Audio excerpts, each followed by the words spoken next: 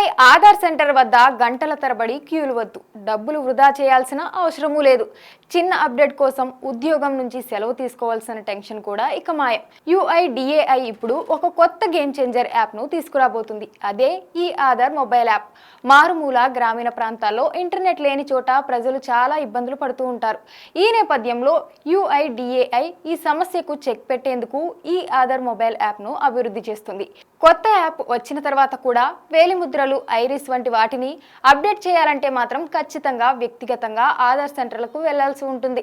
ప్రస్తుతం UIDAI biometric update గడువును 2025 November వరకు పొడిగించింది. AI, ఫేస్ ID ఫీచర్లతో కొత్త ఈ ఆధార్ యాప్ను తీసుకువస్తున్నారు. కనుక ఆధార్ వివరాల అప్డేట్ ప్రక్రియ చాలా వేగవంతం అవుతుంది. పైగా ఇది సురక్షితంగా ఉంటుంది. ప్రస్తుతం ఆధార్ వివరాలు అప్డేట్ చేయాలంటే పాస్వర్డ్లు, OTPలు ఎంటర్ చేయాల్సి వస్తుంది. కానీ కొత్త యాప్ అందుబాటులోకి వస్తే ఫేస్ ఐడితోనే నేరుగా లాగిన్ అయ్యి నేరుగా వివరాలు అప్డేట్ చేయవచ్చు. దీనివల్ల యూజర్లు వ్యక్తిగత వివరాలు చోరీకి, మోసాలకు అవకాశం తగ్గుతుంది.